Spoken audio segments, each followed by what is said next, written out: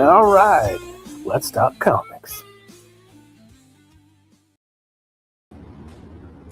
Hey, hello everyone. Hey baby, I like it like that. I like it like that. I don't know why I do that. I do it every show. Don't know. I am Chris Peel, your humble host, your pal, your buddy, creator, founder of Half-Ass Publishing and Some Big Lumberjack, creator and founder of Bootlegger Comics, and so much more to titillate whatever. I just wanted to say titillate. So here we go. I don't want to waste any time. I seem to say this every episode I do. I just want to get right down to the nitty gritty. However, and I say this many times, I've said this many times, if you've watched the show, then you know I am my own favorite subject. So I'm going to talk a little bit about me just for a minute. I got a couple of irons in the fire, if you will. So I don't know if you've seen my posts, but I'm gearing up for another crowdfund campaign, and that will be launching next year. It is titled The Cryptid Chronicles. It is a comic about nothing human. It is my take. It's kind of like cryptids meet Seinfeld. It's like it's legendary monsters just dealing with mundane bullshit, and it is fun and it is funny. So that is an iron in the fire. I am also submitting a short story. This is my first time tickling prose, the balls of prose. Not prose, P-R-O-S.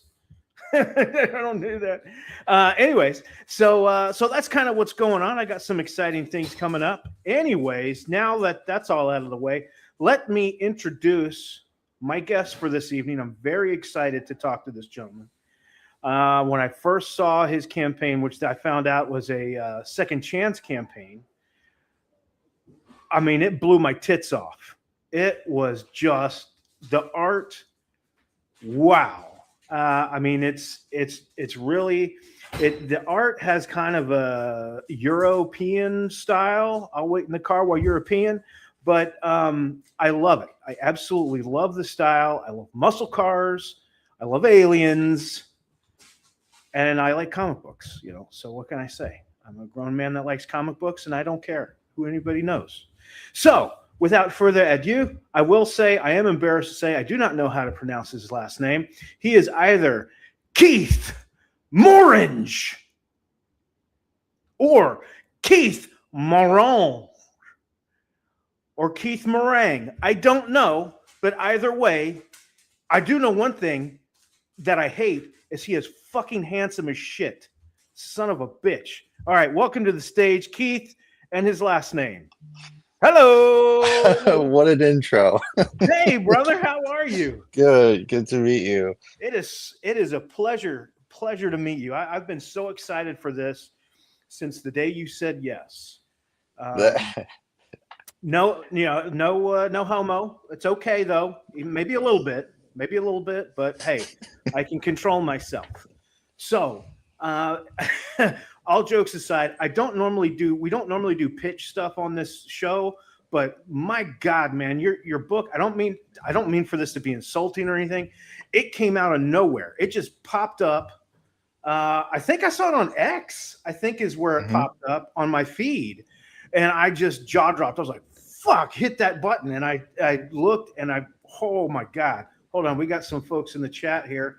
Gnarly Manga, also known as Michael. He's another handsome son of a bitch. Hail, gentlemen. He says, hello, Michael. Great to see you as also. And old King Cole, Cole King himself, got a great campaign coming up. This dude has been pimping this campaign for like 5 years now. And it's just, I am, I'm a flutter at it, the thought of it launching soon. So, hey, fellas, great to see you. Tornado touching down close by me, so maybe in and out. Tornado, are you in Wow. Oklahoma? What? Well, I don't know where this guy lives. Well, I guess I shouldn't. That's a weird thing to say. But yeah, be safe, man. Dig a hole or something. Just watch out for those natives. I live in Texas, and we get the sirens all the time. Wow. Hopefully that's over quick. Yeah, for sure. I mean, passes by harmlessly. Indeed, indeed. So I want to talk about your book. Like I said, it just kind of popped up out of nowhere on my X feed, and I saw it, and I just was blown away. I mean, I love the art, the way the colors are done. It's a very painterly style on the coloring. I absolutely love that. Um, I'm a guest every now and then on a show called Proof of Comics, hosted by one of Comicsgate's favorite sons, Frederick Guimont, and a creator in his own right. And excuse me. And so we we brought up your. I wanted to talk about your campaign, so we brought it up, and they started going into looking at the art and you know one thing that was it's funny because they mentioned how cinematic all the panels were, and I was like, well, hey, fun fact, this guy does storyboards. Mhm. Isn't that funny how that how that translated so well? So before we get into kind of the creative mind and all this, that, and the other, I really want to hear about this book. I'm breaking my own protocol. It is Sure. my show. I don't give a crap. So I want to hear about this book, uh, where it came about, how long have you been working on it, uh, and what from storyboards to comic books. Why comic books? Oh, The why? floor is I yours. mean, comic books are, uh, they're my chosen medium. They're my favorite medium to work in. I think there's nothing else like it. If you're a writer and an artist, sky's the limit. You can do whatever you want. And that's kind of like what was the driving force. Getting Or like words. inspiration, like what Yeah. where did the story come from? Um, it started out in 2014. I was putting together a storyboard portfolio, and I just had this. I mean, the subject of UFOs and aliens are, forever blanketed for everyone as a compelling mystery. So Sure. that was always interesting to me, from just being a little kid to a grown adult. I mean, it's just an interesting subject. Anyway, I had this idea of just I had to put together a scene for my storyboard portfolio, and I had this idea of uh, a man, a woman, a small child, and a little girl, a small boy, and a little girl, and they were all running away from this government compound in the middle of the night. Helicopter chasing them, Humvees, the lights blaring, the alarms going off, and they're running, hightailing it through the desert to escape. They're obviously escaping, and they get cornered by the chopper. And what the reveal is, the 8-year-old boy, he uses telekinesis to take down the helicopter, and it explodes. And that was the scene that I storyboarded, which helped me get my first work. Oh, that's awesome. um yeah, so that was like the beginning seeds of what became Skylights. um which I ended up writing in 2018. The ideas just started coming to me. I was working on other things, and I wrote down a note. I was like, yeah, just kind of thinking, pondering about Yeah. like the possibility of a story, and then expanding on another thing and another character, and it just kind of like started flooding in really unexpectedly, really just like floodgates open. Yeah. And Yeah. it's like, boom, here's the story. It just flooded in, man. And I grabbed a notebook and wrote the whole thing out, every idea jumbled around and different scenes. And I spent about 3 days just doing that.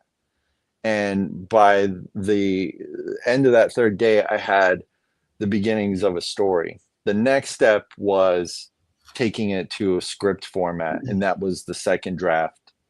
And I typed it all out, full script, 4 issues, and that was like, okay, now systems go. I have to do this comic. Right. Yeah, And you're doing all the work on this thing, right? You did the writing, yeah, you did the art. yeah.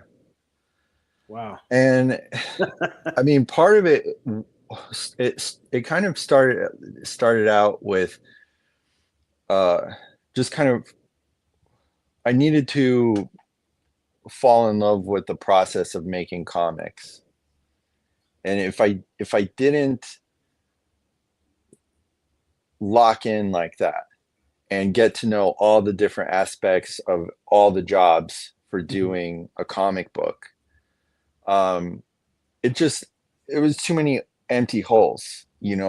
Sure. It was too many things. It's like I I've done things in the past where I didn't know what that guy was doing. I didn't know what that one was doing, and learning about business aspects of it.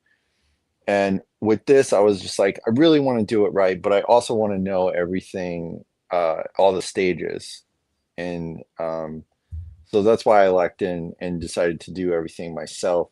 The other reason was just I didn't have money to pay out for a letterer, a Right. colorist, and all that stuff. So it's just like, I'll just learn the jobs.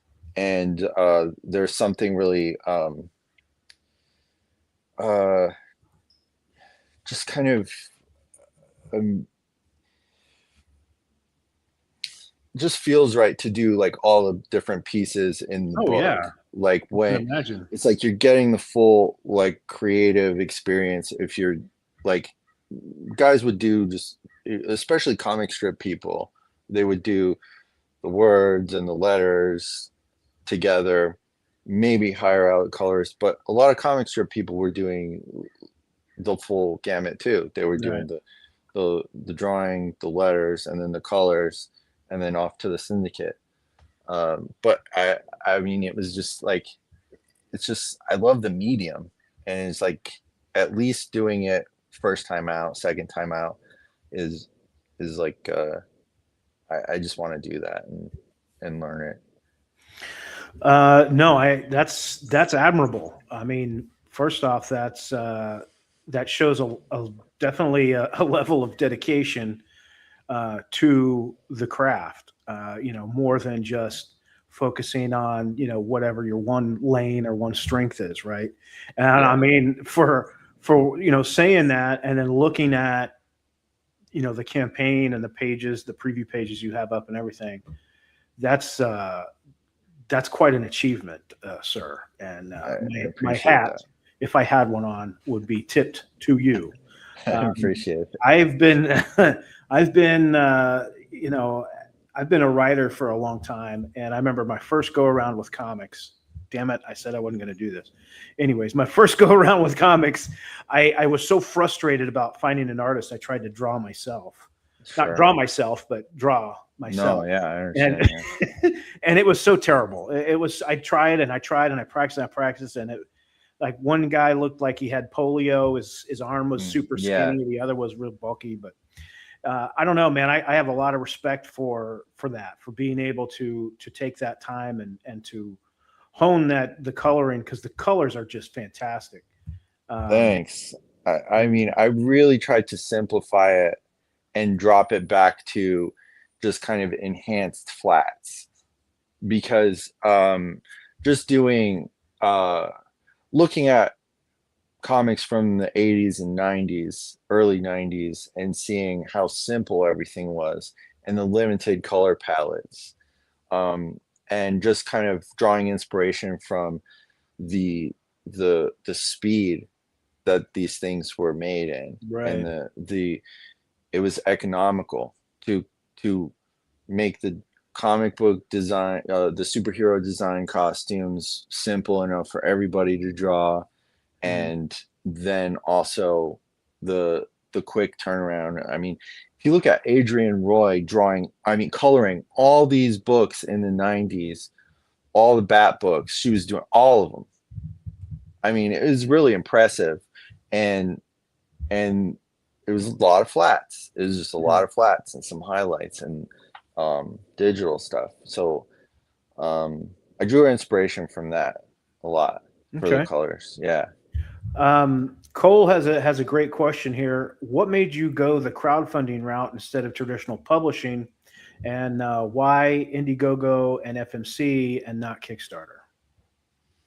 Um, I know Kickstarter's history.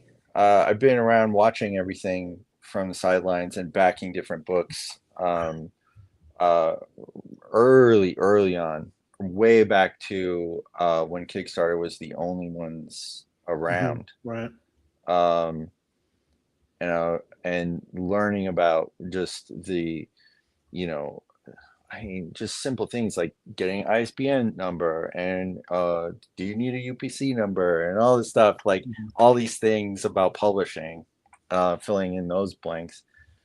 So I've been a backer of a lot of different books, um, and through just what all the way back to 2000, 2008, 2007, backing books, and then seeing the changes over the years, and the uh, the formation of the different factions of indie comics, and uh, I think I just grew a distaste for Kickstarter, Okay. um, and I just wanted to do because I saw the kind of things that they did over the years, and um, not that Indiegogo is any less um, innocent as far as kicking people off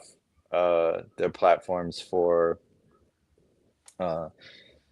uh, favorites, and um, it's almost censorship. So I that's why I went with Indiegogo, and Mhm. then I every on the last day of my Indiegogo campaign, which um, got about 30 backers, and people were I started getting requests on X that people were just finding the book on the very last hour Oh of wow. that campaign, and there had a few requests for Fund My Comic, and I was like, sure. So a week later, I think it was like a week and a half later, I had built the Fund My Comic campaign and Mm. put that up.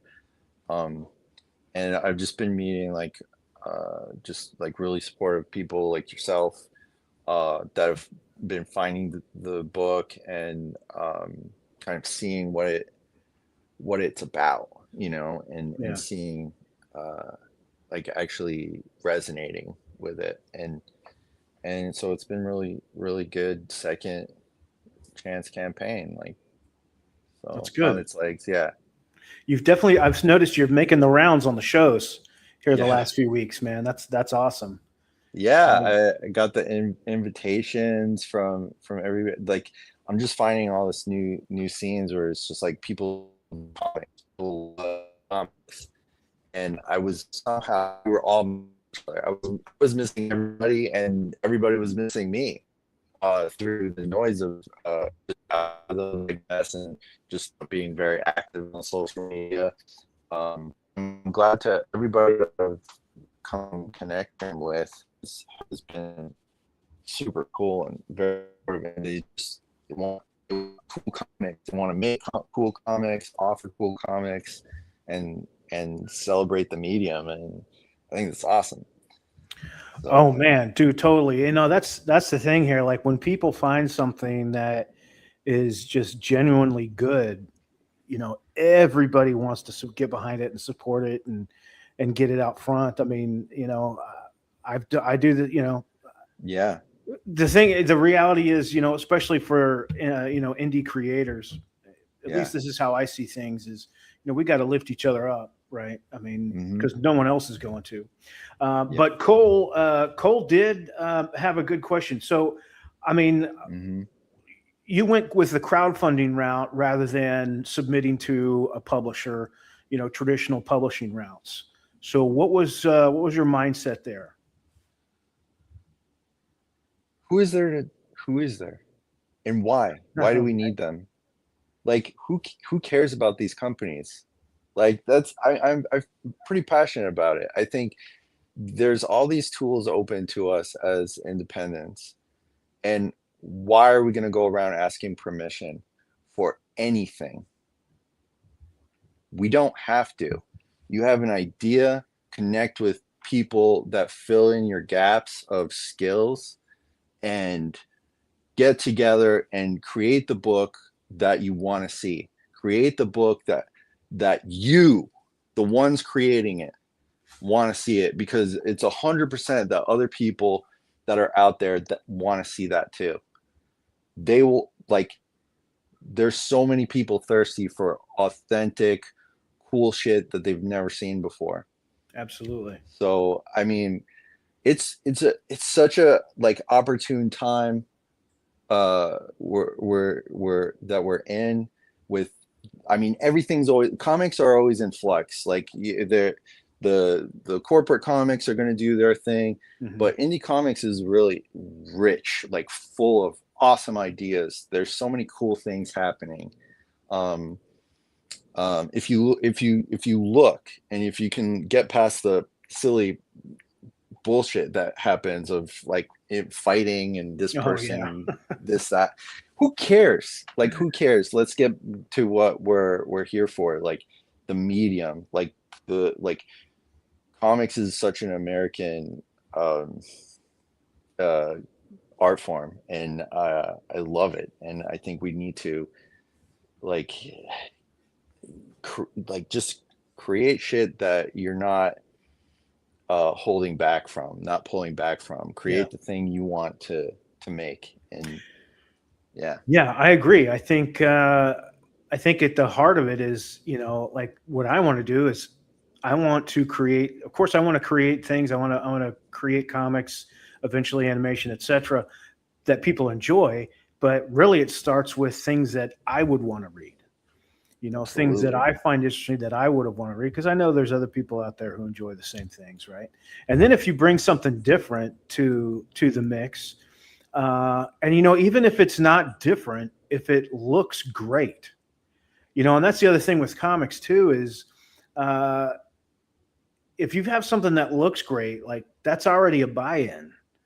Hmm. And then when you have a concept, story concept that is new or is exciting or sounds fun, I mean, you got a ticket to ride, man. I mean, but then the hard part is getting out there and getting it in front of people, getting the eyes on the project. But And to touch on that too is like, people that gravitate towards comics are really intelligent people. There's a lot of intelligent people out there that are reading comics, that are very observational readers, and they will meet you halfway.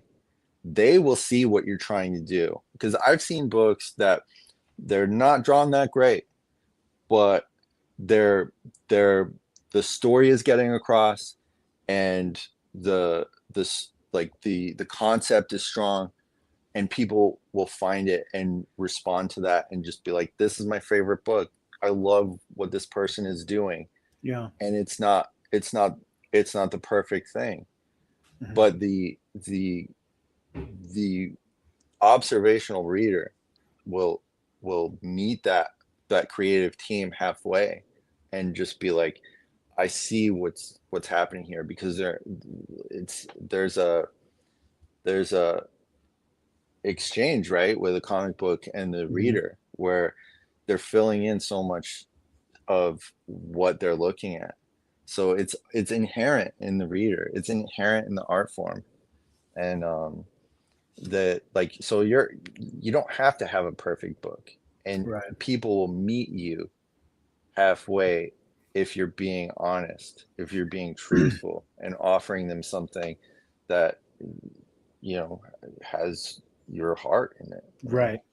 Authenticity, really, right? Yeah. And I think a big thing that helps with projects like those is, having either your own show or coming on to other shows where those audience members out there who are looking for new projects will get to know the creator. And from what I've been able to glean from little research I've done, is that is the best way to have conversion from someone who sees your page to converting to somebody who backs your project.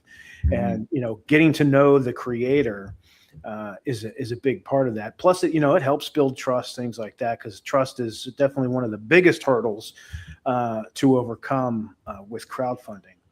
Yeah. So, one question I have for you about your book: Yeah. is this a one shot? Is it a series? What's your plan with this story? So the book that I'm doing is a beginning, middle, and end. And so the book uh, that I'm offering is a full story. Okay, And with that said, there are other stories that I can tell that continue in the world of Skylights. sure, sure. I totally get that. Yeah. That's awesome. That's great that it's a complete story that might have offshoots in the same universe, but the fact that it's a complete story you're offering right up front, I think Yeah. that's really great. Yeah.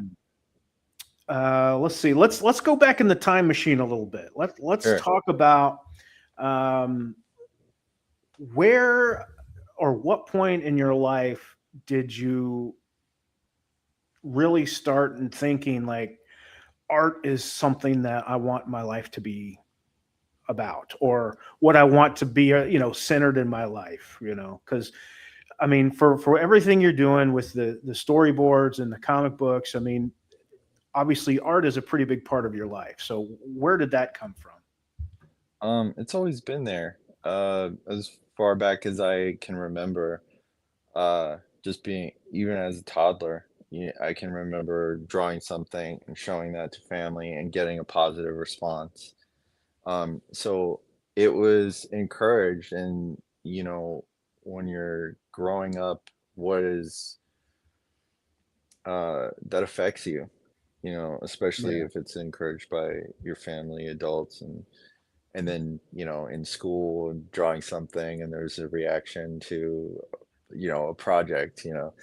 um so it's always been there. It's always, and superheroes have always been there, and comic books have always been there. And my dad was a really good artist. He didn't go that Okay. route. He could have, because the skill was definitely there.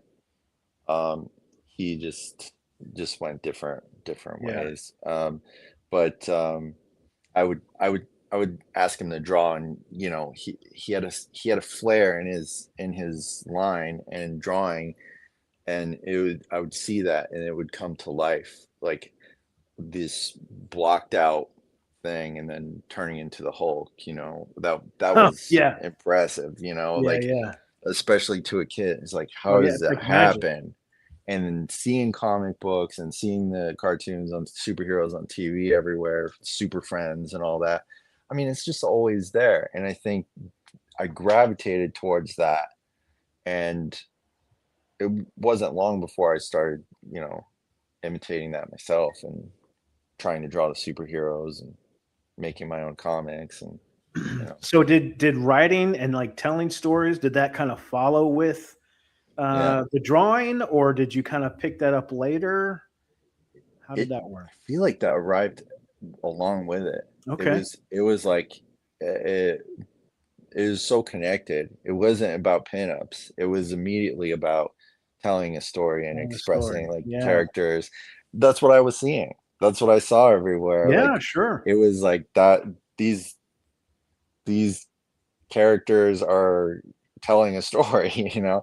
So it was I never they were never disconnected, the two. The writing and the Okay. drawing was never disconnected. So I guess Very that's cool. called storytelling. And Oh, sure. so um the the study of drawing became a means to an end, which was to tell a story, to get good at Yeah. drawing. So I didn't have to think about drawing and just be able to tell a story.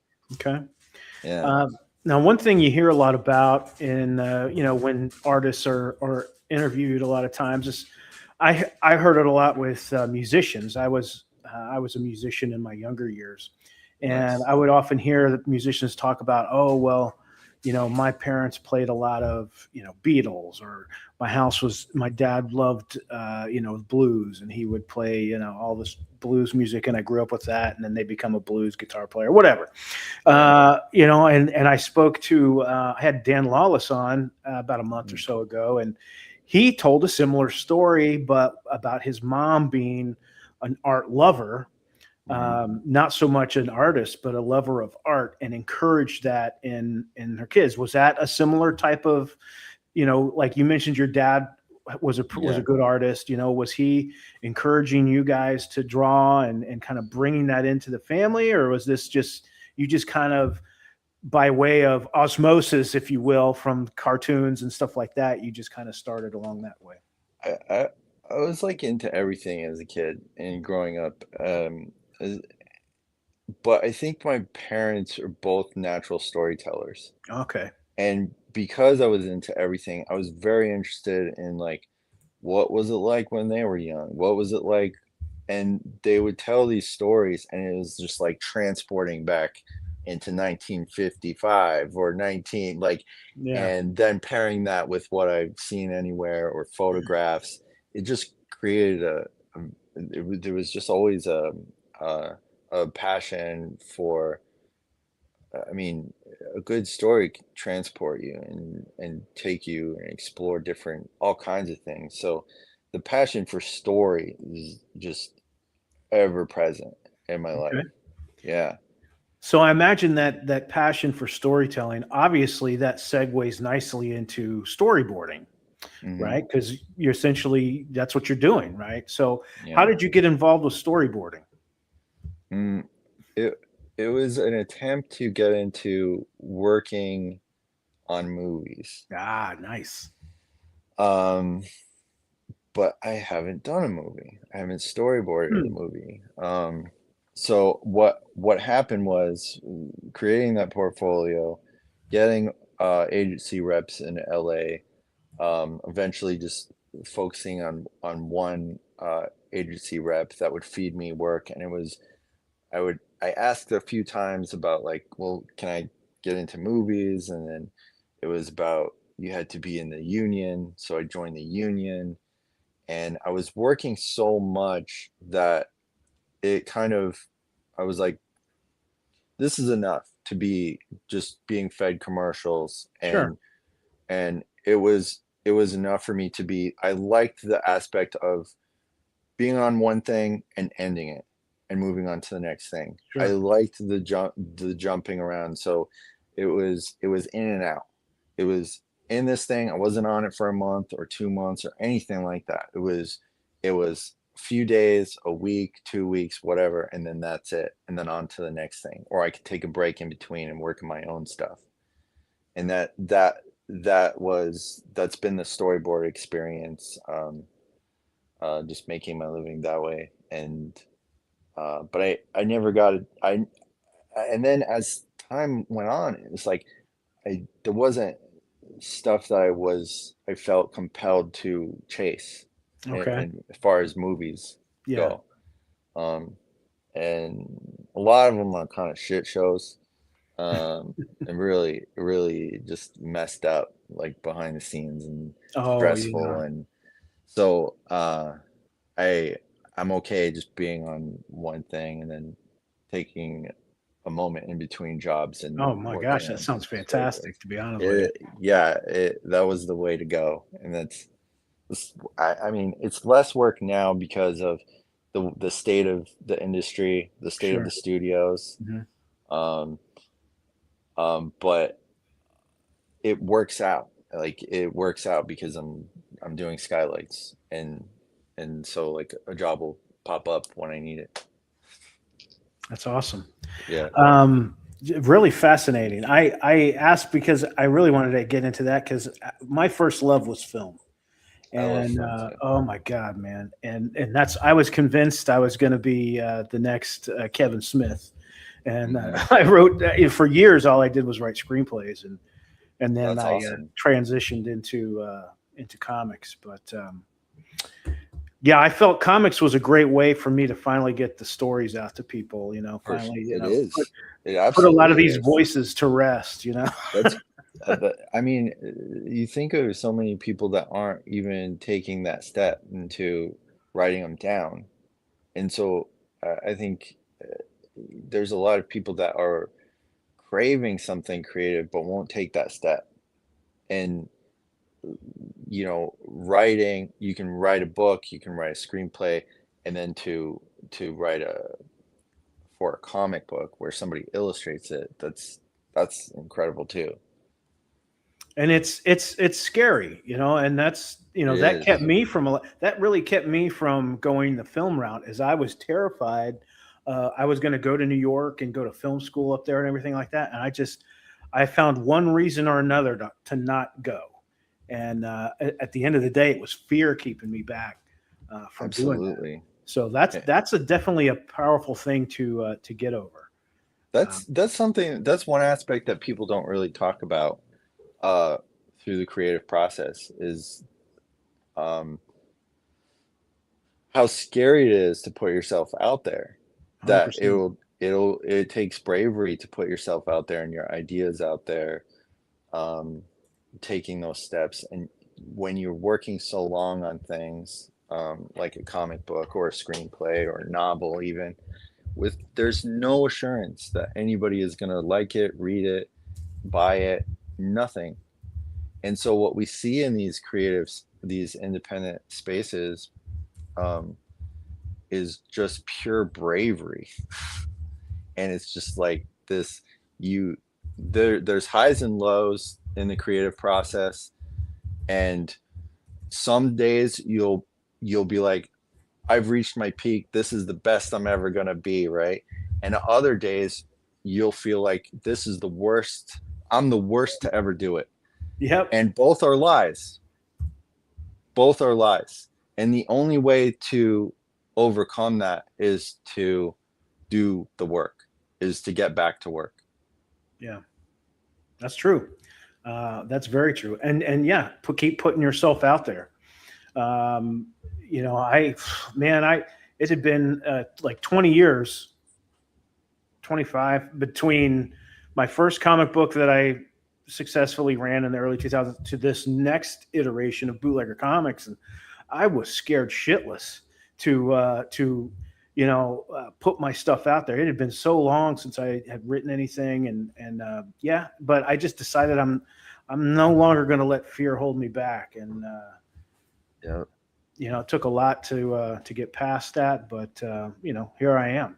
It's up to everybody to work past that, because nobody's going to do it for you. Oh Nobody my God, nobody can yes. nobody can talk you through it.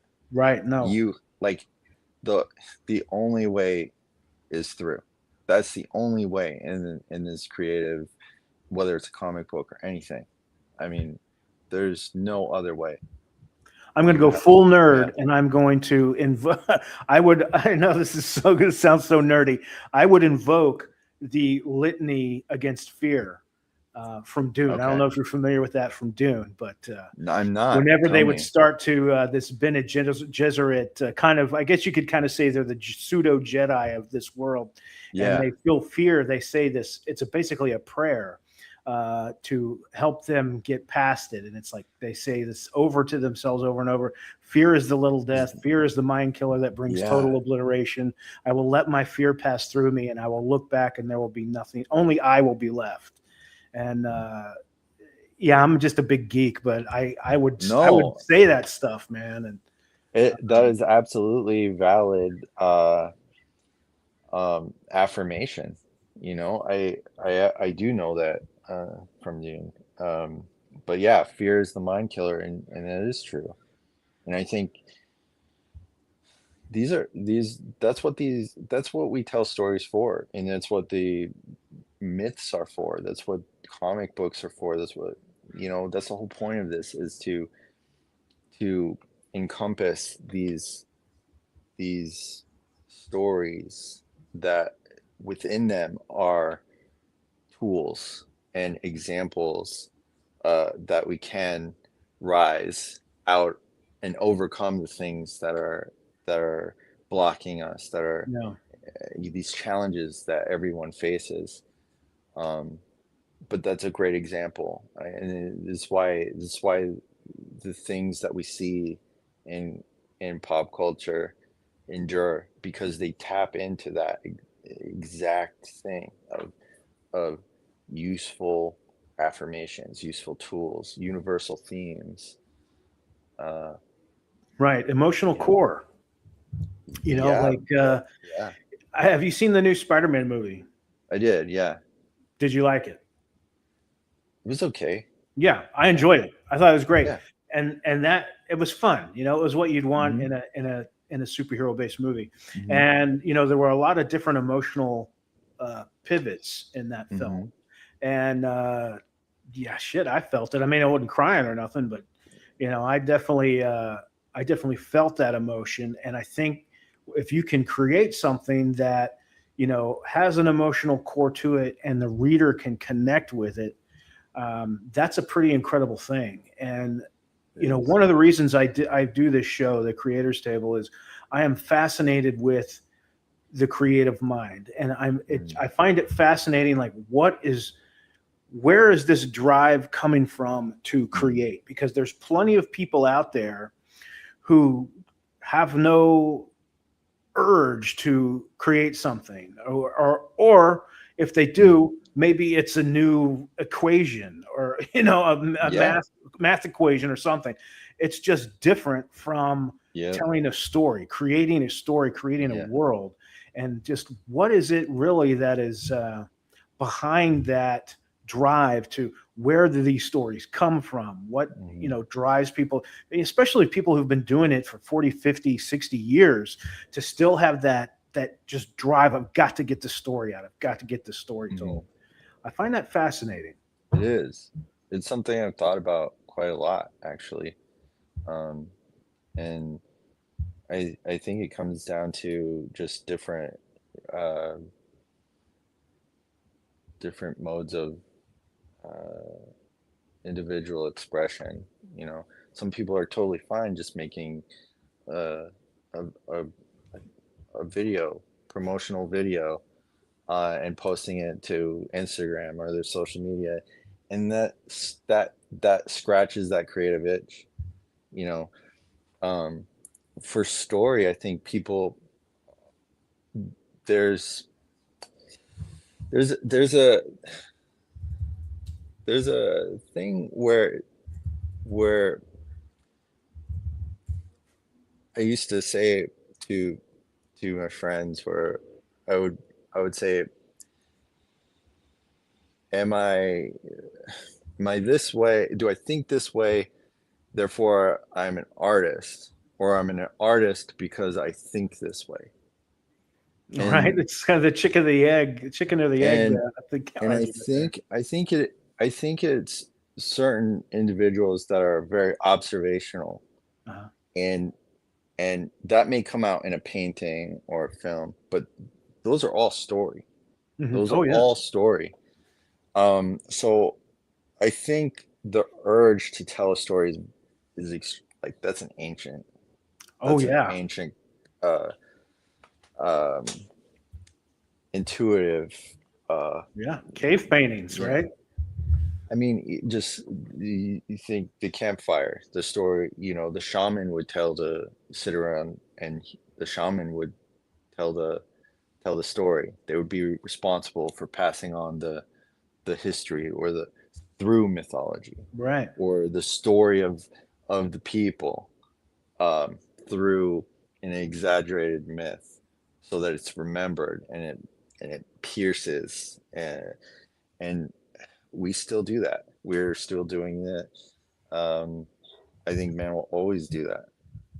Agreed. I agree Yeah. 100%. In the chat here, we got Fred Satterfield, great guy, great supporter of indie comics. Regal City Media, I think, is the name of his X account, or Royal City. I can never keep them straight because I'm old. Okay. My brain has Swiss cheese brain. He says, "Hey Chris, great to see Keith's crowdfunding goal surpassed. Absolutely, I couldn't agree more. Yes, it is a Thanks. superb looking campaign. It really is."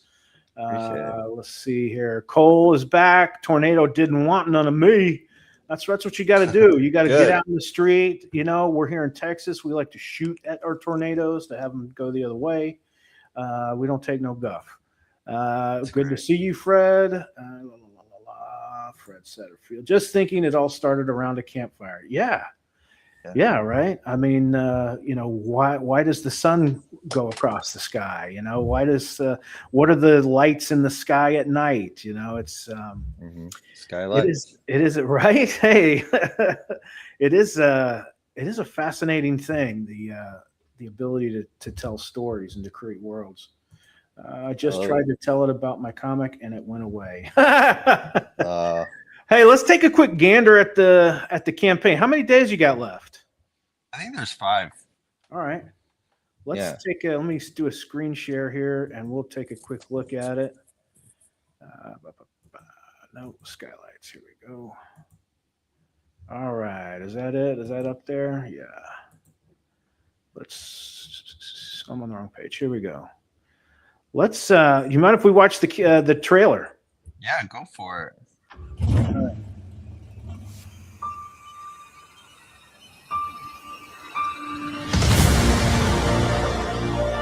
Oh, man.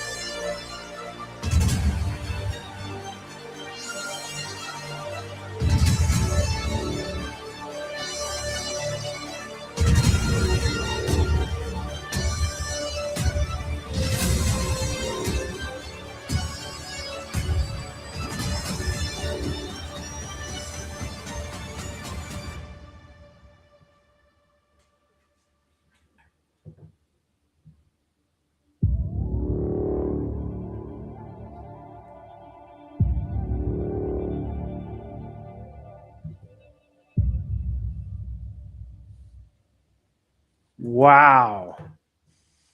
I hate to admit this. That's my first time seeing the trailer. I just went right to the pages when I saw the campaign. That is the first time I saw the trailer. Holy crap. Dude. What? That was like watching a movie. I mean, it truly the way you have those panels laid out and how you've done the art, it was like watching a movie. It just, golly, I cannot wait to get this book, man. I can't wait for you to get it. I cannot wait to get this book, dude. Oh my goodness. Let's see what we got. You got 14 backers. That's awesome. 5 days to go. It's not too late, folks. Get in on this second chance book, man. This book looks absolutely killer. My goodness. There's nothing else like this out there right now. I'm telling you. Well, shit, I don't need to tell you. You know, I opted for cover B Nice. because I am a muscle car guy. I love muscle cars, and that is Me like too. that reminds me of Flashpoint or Vanishing Point. Oh yeah, for sure. Yeah, I that was one of the movies I watched for inspiration. Yeah, Oh my gosh, yeah, because I mean, just these stuntmen that were making these just car-centric films that weren't very popular or anything, but they're out there and they're just down and dirty hmm and car chases. They're just for the car chases and they're just for the stuntmen and there was all these muscle cars that were made. They weren't a rarity, right, but yeah. they were everywhere. You could easily see a Challenger or a Charger on the street, uh, and uh, and they used them in the movies and crashed them. I mean, you think of Dukes of Hazzard, Oh, and how many and they you went through? just how many they went Oh, through. breaks my heart. I mean, it's incredible. I mean, there's some cool stuff in that show, and it it's awesome. Man, I love these panel layouts. Thank you, thank you. Just so dynamic and it just breaks up the page in a great way. It just really does a great way of like just keeping your attention. And oh, I love this. The three panels here. That is just oh my gosh. This looks like something straight out of a commercial. I love this. Oh, With I the love that shot. I oh my just god, yeah. yeah, the camera goes down, mounted low on a Mm, car, and mounted. yeah, mount the camera. Mount the camera. I'm like a 12-year-old, so I just don't take Hey, me. you're in the right medium. Golly, man, I absolutely love everything about this. I love I'm so aliens. glad. I love, like I said, I love muscle cars. I love action. I just this is hitting all the buttons, man. Awesome. Yeah, I like to play with high stakes. I like to play with like um just uh just characters and challenging circumstances that they don't want to be in, that they don't want to face, like, and they're forced to face things in themselves and in the external, uh, Right, forced to face things in the external world that mirror their internal and the challenging. I mean, that's the way it is in life and the way people are. um, they either want to avoid it until they can't. A lot of people just try to avoid that conflict. oh yeah, and I mean facing that is, especially when you don't want to. I mean that is the Yeah, definition of bravery, right? exactly. And that's like one of the I mean, those themes, just masculine themes, are something that was really important to illustrate, uh, not only in Skylights, but in the future things that I want to do, and and just kind of say, hey, these these yeah, I mean, it's been under attack, so I just feel like the these ideas and these things that are um we can't lose sight of things like honor and being brave and fate and stepping up and being the hero, That's right. and being the hero of and protecting. And I mean, these things are universal. These things are timeless. So I those are important things that I enjoy in a story and that I want to Absolutely. see in my heroes. I don't want to see everything dissected and all the heroes dying all the time, you know? Right. There's a place for Deconstructionism is that. not my thing either. Yeah, there's a story. There's those that there's places those work. But it's like it gets to a point where it's like in the wrong hands, in people that don't understand why they're doing it, just for this, for a dramatic thing, then then it's ineffective, and it's Yeah. just death and gloom Right.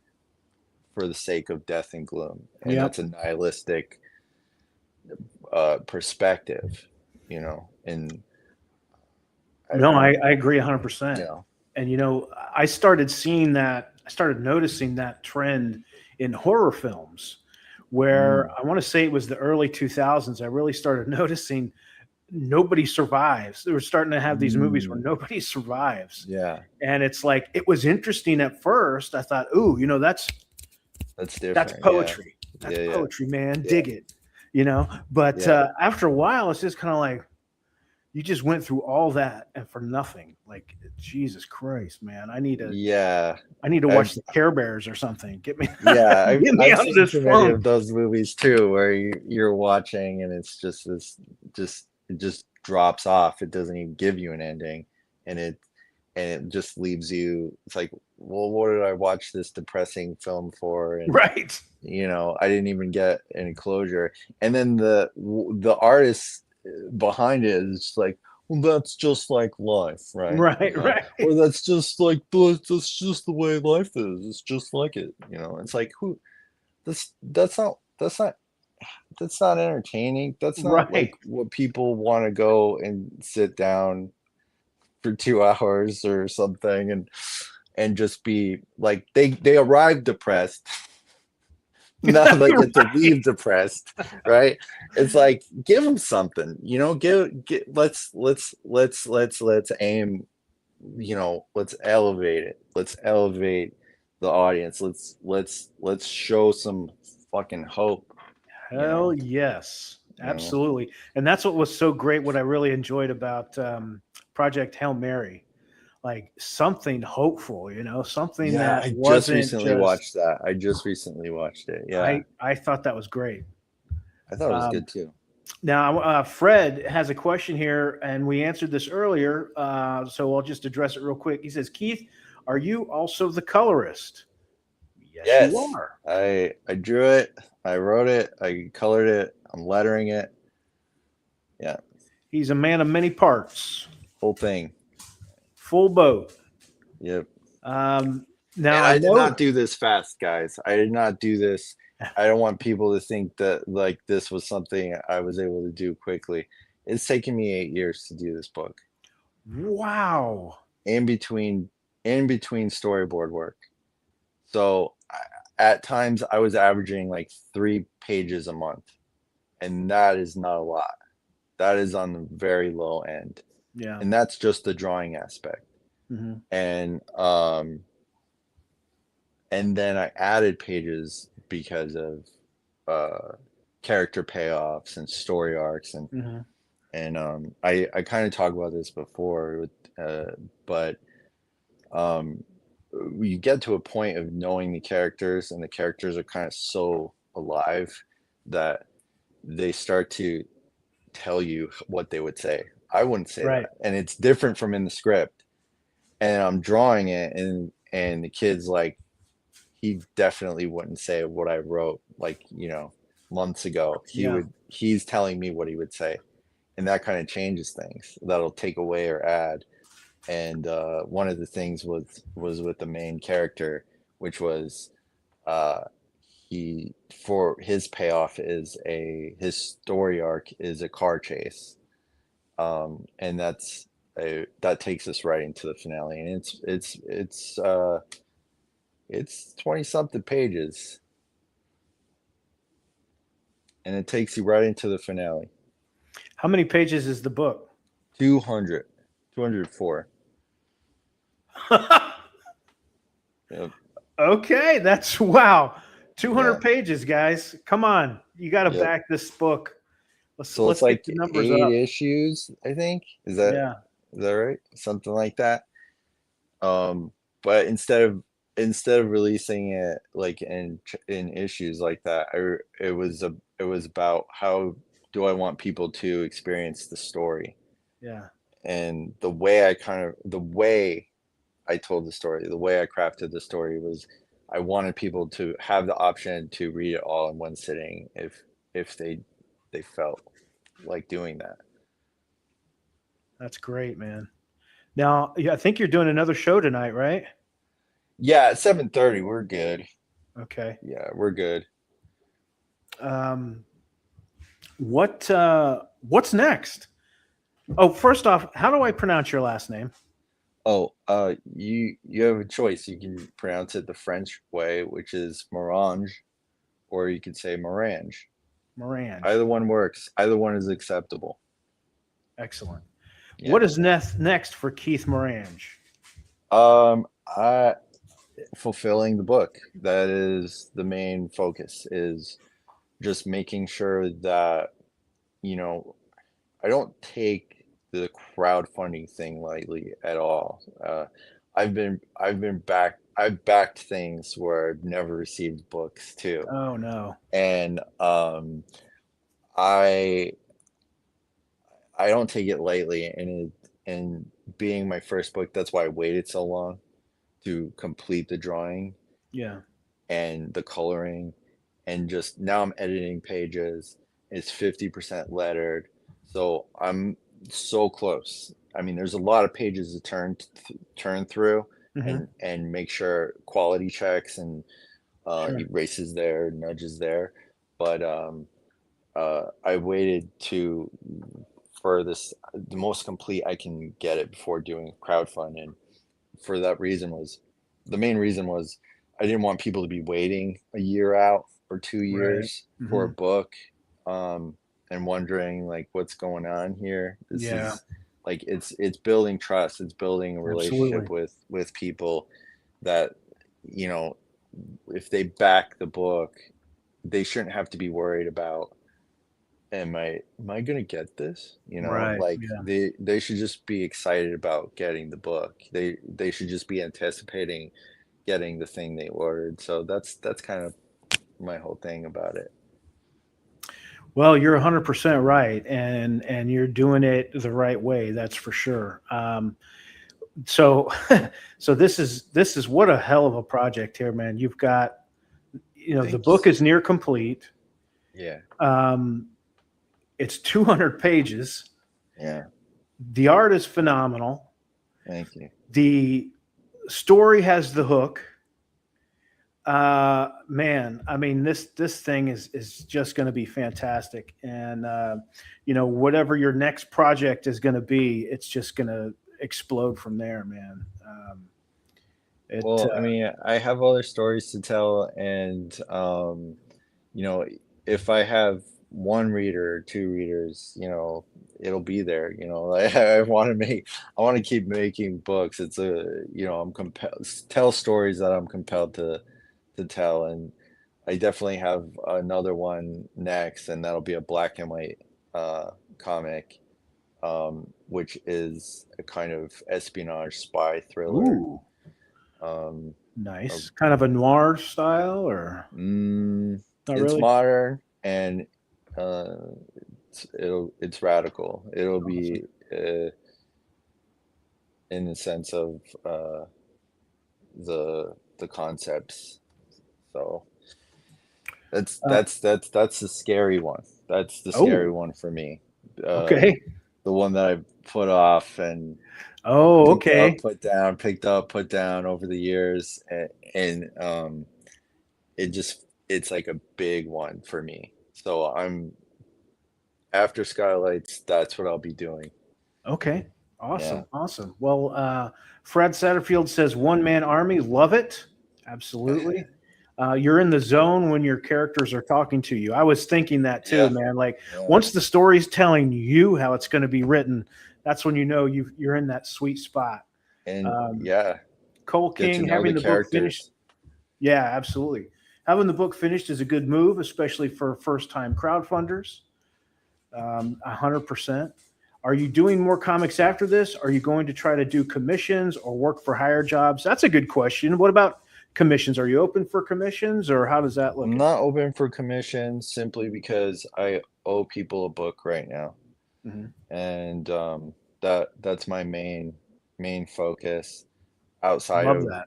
yeah, doing money and stuff like that. But you know, I I can't take commissions. I can't do like a couple pages for people, just because that's an important thing to me. Love Like, that, man. yeah. That is great. Yeah, I do a similar thing. Like I won't start another campaign or anything until the previous one's fulfilled. Oh yeah. Yeah, yeah, 100%, dude. I mean, you're hitting all the points, brother. You're doing it all right. I've been geeshing over this project of yours since That's I so since I cool, saw man. it. I just can't help it, man. When you see something that is that cool, I can't help but just show the love and appreciation for it.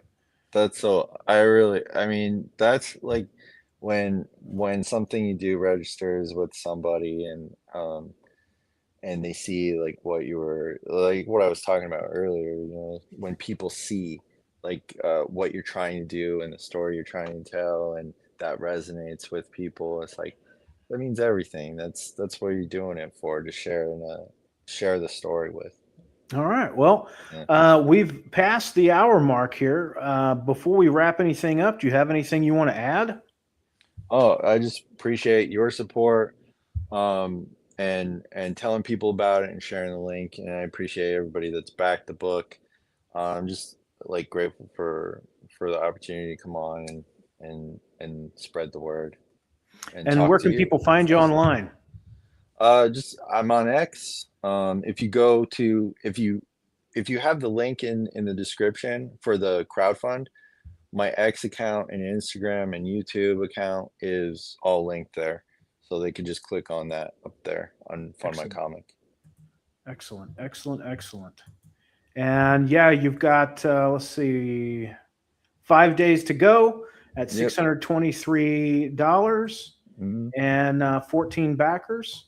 Hmm. So come on, guys, get in there and let's support this guy. He's got a great project, great guy. I've seen you on many interviews, and I thank you so much for taking the time to come on my humble show Oh, and thank you. talk about your project, talk about just the creative process in general. I've really enjoyed talking with you. Everybody, Cole King, Fred, Subjugates, everybody, thank you for posting in the comments and watching. And I'll be back next. I can never remember who my next guest is. I am the worst flipping It's a host. cliffhanger. Yeah, right. My next guest, back to our regular time on Fridays, is artist Will Thompson. This guy is a painter who is just fantastic. I've shown some of his art before. So he'll be joining me next week.